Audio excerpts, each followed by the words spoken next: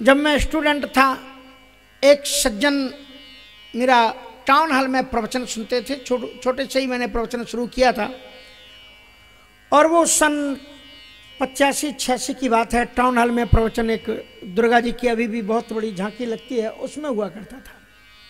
हमारे राही जी संचालन करते थे उसका। तो वहाँ जब वो सम्मेलन होता था, मैं भी उसमें प्रवचन करता था, तो उसमें एक सज्जन बड़े प्रभावित हुए हमारे प्रवचन को सुन करके और वो अपने घर ले गए। ज़्यादा उम्र नहीं थी, 35-40 वर्ष की उम्र थी। और उन्होंने घर में हमारा स्वागत किया, सत्कार किया। बाद में उन्होंने कहा कि एक प्रश्न है हमारा। हमने कहा बताइए। कहा कि महाराज हमारे मन में कुछ शंका है, लगभग 8-10 वर्ष से हमारे घर में अशांति चल रही है, कोई ना कोई दुख रहता है। और कहते हैं कि मुझे लगता है कि महाराज उसका कारण ये है कि हमारे घर में पहले देवी जी को एक बकरे की बलि दी जाती थी, लेकिन हमारे पिताजी ने आकर के उसे बंद करवा दिया। तो वो दुख हमारे जीवन में शायद इसलिए आने लगा क्योंकि हमने बलि बंद कर दी। तो हमने कहा मुझे कुछ और कारण नजर आ रहा है। बोले आपको क्या लगता है महाराज जी? हमने कहा कि जो आपके पूर्वजों ने पाप का बीज बोया है उसका फल उगना अब शुरू हुआ है। तो इसलिए दोबारा गलती मत करना, नहीं तो आने वाले बच्चे आपके दुख उठाएंगे। इसलिए आप आज से ही जो पिताजी कर गए वो बड़ा अच्छा कर गए। किसी न किसी व्यक्ति को तो परंपरा को, बुरी परंपरा को मिटाना पड़ता है, अच्छी परंपरा को स्थापित करना पड़ता है। दशरथ जी महाराज ने बहुत विवाह किए थे, 3 विवाह थे। वाल्मीकि रामायण में तो 365 विवाह हैं उनके, लेकिन भगवान राम ने उस परंपरा को तोड़ा। इसलिए दशरथ जी को इतनी ख्याति नहीं हुई, राम की ख्याति ज़्यादा होती है। वे परंपराओं को तोड़ते हैं, नई परंपराओं को स्थापित करते हैं। भगवान कृष्ण की पूजा इतनी क्यों होती है? क्योंकि उसके पहले इंद्र की पारंपरिक पूजा हो रही थी, पर भगवान कृष्ण ने कहा हमारे सामने जो प्रकृति के रूप में गिरिराज जी महाराज हैं, वृक्षों के रूप में जो भगवान हमारे यहाँ बैठे हुए हैं, ये जो गाय और बछड़ों के रूप में ईश्वर हमारे सामने दिखाई पड़ रहा है, इनको खिलाओ पिलाओ, इनकी पूजा करो। ये पूजा की परंपरा है।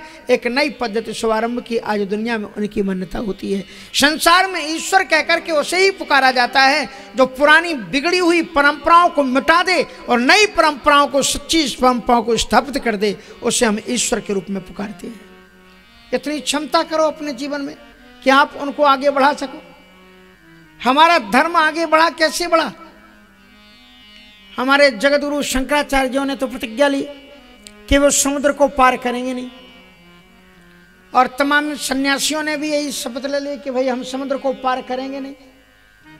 भला हो स्वामी विवेकानंद जी महाराज का, जिन्होंने इस परंपरा को तोड़ा और वो समुद्र को पार करके विदेश में गए और शिकागो जैसी धरती पर ऐसी उन्होंने स्पीच दी कि अपनी भारतीय सनातन संस्कृति का झंडा वहां पर रोक दिया।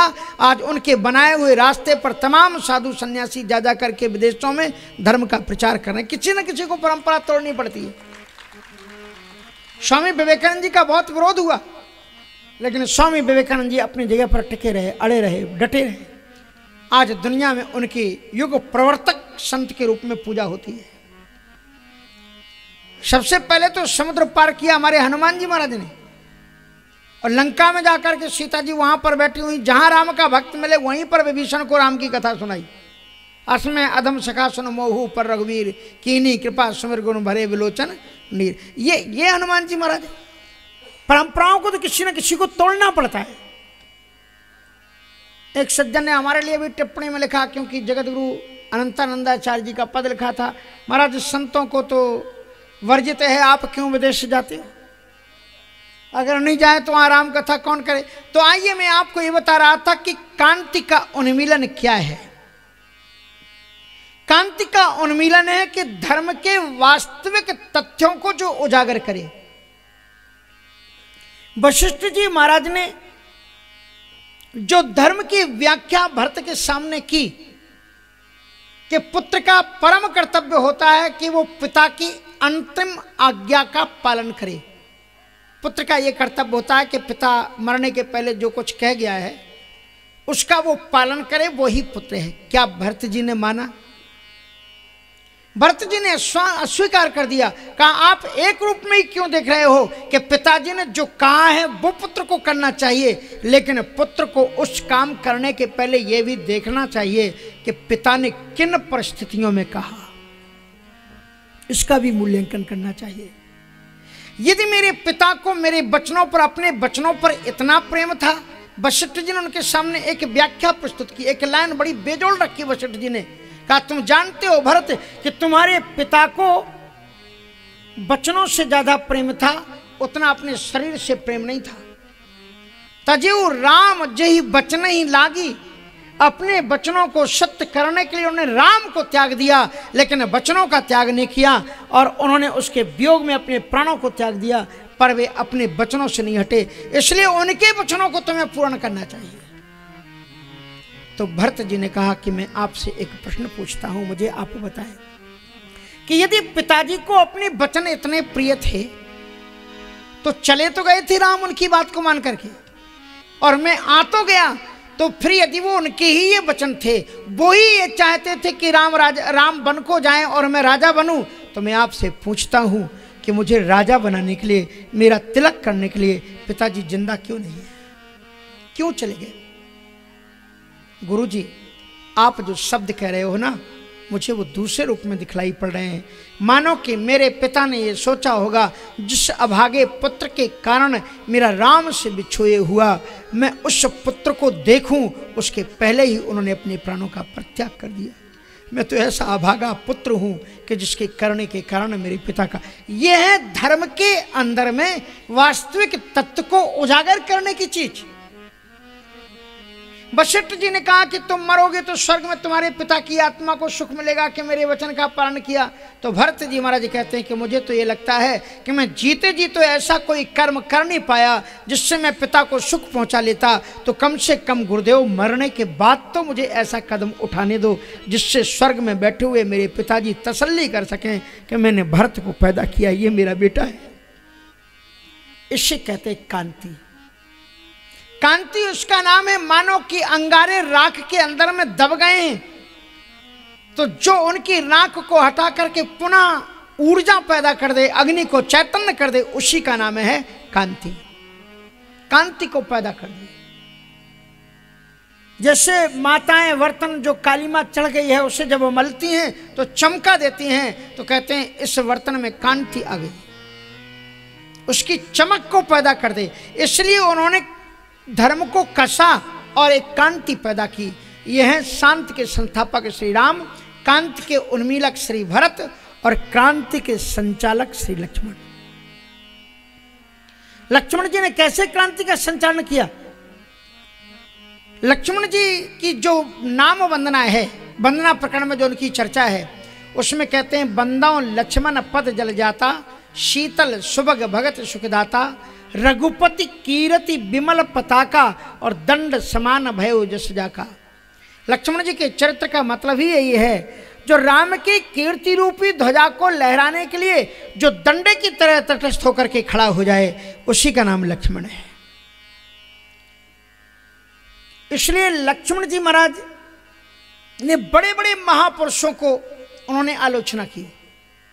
लक्ष्मण शब्द का अर्थ है लक्ष्य यश मना सच लक्ष्मण, जिसका मन एक लक्ष्य पर लगा हुआ हो उसी का नाम लक्ष्मण है। लक्ष्मण समझ में आ रहा है ना, कि मन जिसका लक्ष्य पर लगा हो उसका नाम लक्ष्मण है। और जिन जिन महापुरुषों को, चाहे फिर वो परशुराम हो, चाहे जनक हो, कोई भी हो, जिन जिन लोगों का मन भटका हुआ देखा, लक्ष्मण जी ने उनको फटकारा है। चाहे फिर परशुराम जी हो, चाहे जनक जी हो, चाहे उनके पिताजी ही क्यों ना हो, लक्ष्मण जी ने किसी को छोड़ा नहीं। यह है क्रांति के संचालक। और शत्रुघ्न जी क्या है? भ्रांति के निवारण करता। भ्रांति मानी हमारे मन में जो भ्रम हो। तो मंत्रा ने एक बात कही थी कैकेयी से कि मैंने ज्योतिषियों से भाग्य रखवा करके खींच करके देखा है और उन्होंने बताया कि भरत अवश्य राजा बनेंगे, और यदि मैं ये बात झूठ कहती हूं तो विधि दई है मोहे सजाई, तो विधाता मुझे सजा देगा। शत्रुघ्न जी विधाता के अवतार हैं। इसलिए शत्रुघ्न जी ने जिस समय कुबरी वहां पर आई तो होमग लात तक कुंवर मारा, पर मुहि भर मही करत पुकारा, कुंवर टूटे फूट कपारू और दलत दसन मुख रुद्र प्रचारू। और इस प्रकार से अगर वो मंथरा को मारते नहीं तब तो फिर उसकी बात सत्य हो जाती। तो विधि दई है मोहे सजाई। तो ये हैं क्रांति के संचालक लक्ष्मण जी, भ्रांति के निवारण करता शत्रुघ्न जी, क्रांति भ्रांति का निवारण करके शांति में कांति को पैदा कर देती है। राम की कथा जीवन में बहुत सुंदर सुंदर प्रेरणाएं देती है और ये भी बताती है कि हर एक माँ बाप का ये कर्तव्य है कि बच्चों को जन्म दें, योग्य बनाएं, लेकिन योग्य बना करके केवल अपनी गोद में ही पकड़ करके ना बैठे रहें कि हाँ मेरा लाल है, हमारा बेटा है। अगर जरूरत पड़े देश और धर्म के लिए तो हंसते हंसते अपने बेटों को सेना के लिए सुपुर्द कर दें, राष्ट्र के लिए समर्पित कर दें, समाज के लिए समर्पित कर दें। ये कर्तव्य है और ये क्षण हर एक माँ बाप के जीवन में आता है। रामचरितमानस में ये क्षण श्री दशरथ जी के पास में आता है।